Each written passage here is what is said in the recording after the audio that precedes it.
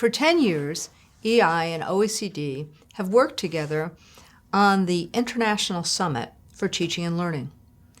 This has led to us having a deeper understanding that working together on issues of common concern will help the people of the world, particularly our children. Nowhere has that resulted in clearer work than the work we've just done on EI and OECD's effective and equitable education recovery principles. And I want to give a special thanks to David Edwards from EI and Andreas Schleicher from OECD for their wisdom and dedication in making this partnership happen. We are in unprecedented times. Nobody dreamed that a worldwide pandemic would disrupt education all over the world and for this long all over the world. And nobody could imagine the devastating impact this disruption would have on an already inequitable system where we already had the kind of differences between countries in the global north and the global south. In response to any crisis, we should be working together to ensure that we rebuild something better than what we had, than the status quo. But these principles, the EI and OECD effective and equitable education recovery principles, yes, that is a mouthful, is a blueprint that not only goes beyond the status quo, but it helps the world's schools educate children not only during these hopefully last few months of the pandemic, but it gives us a blueprint of how to recover and how to promote the goals of education post-pandemic to build better, more equitable school systems in the future. These principles are about transforming schools to address the scourge of inequality, of inequity, that is far too common in schools all throughout the world. Inequity in investment, in access to academic and enrichment programs, in discipline, and so much more. As Andreas has said many times, you can't have, or you can only have a great school system when you have an equitable school system. It's so true. We should use these principles to break down those inequalities, to bridge the gaps, and implement an educational recovery that places equal access and support for our most vulnerable students at the center of each and every action and decision we make. Let me discuss a few of these principles.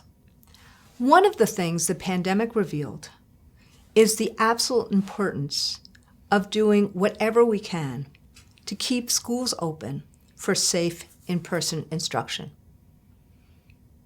The importance of bricks and mortar schools and the role they play in learning, in addressing the social and emotional needs of children and adults, cannot be overstated.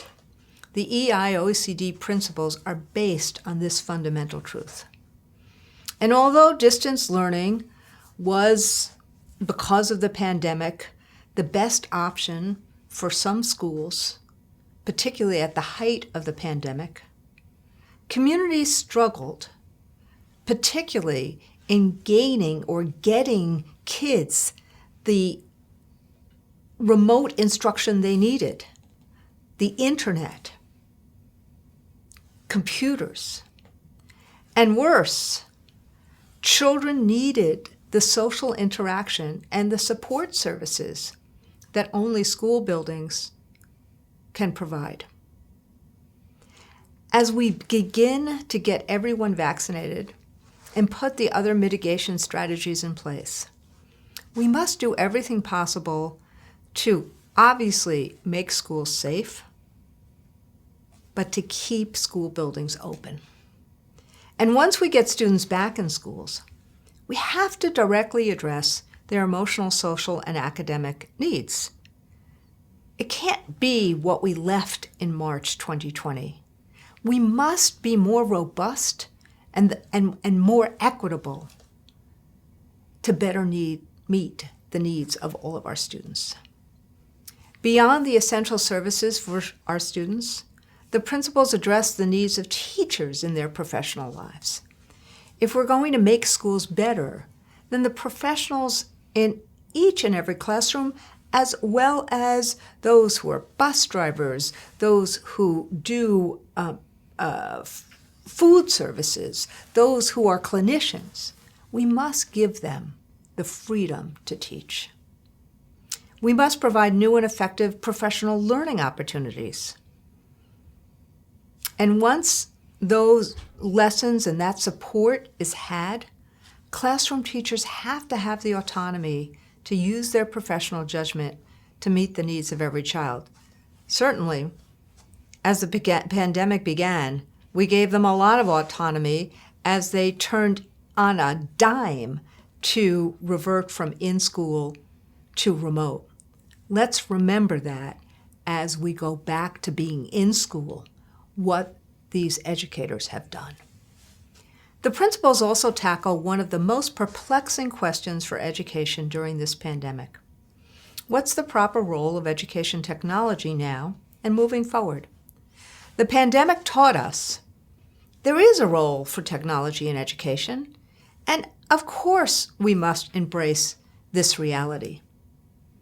But we have to make sure that educators are well trained and direct how technology is used with and for their students. The EI OECD principles unequivocally state that teachers must have a consequential voice as technology is developed for the classroom. Technology will never replace teachers or brick and mortar schools. That has been made plain in the aftermath of this pandemic. But technology is an invaluable tool that helps teachers reach more students and helps improve outcomes. Another fundamental truth repeatedly found in these principles is how I started today, the necessity of collaboration. Throughout the principles, the importance of teacher unions, administrators, and governments working together to create a better and more equitable system is a core belief and must be acted on in that manner. What both EI and OECD know from research and experience is that when school stakeholders work together, the result is better outcomes for all of our students. This is the lesson that the adults should truly learn as we emerge from this COVID pandemic. Finally, there's another fundamental truth we must face, that all this returning, rebuilding, recovery, and ensuring better systems take a lot of resources and relationships. The EI OECD principles are an important step, but if governments do not step up and fund these principles, we may emerge from the pandemic with school systems struggling to hold on to what they had in March 2020. We can't let that happen.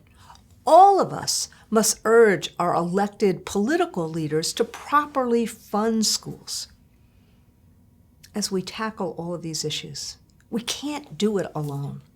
The world's students deserve our best efforts and the funding that will make those efforts successful. Again, relationships and resources. I want to thank EI and OECD again for all this hard work. And now the harder work begins, implementing these principles in our schools and in our countries. I hope all of you and your families are safe and healthy, and I long for the day when we can all come together face to face and lift up each other's successes, and most importantly, our children's success. We will see the end of this public health crisis, and if we do the work of these principles, we will be far better and our children will be far better in the future than they have been in the past. Thank you.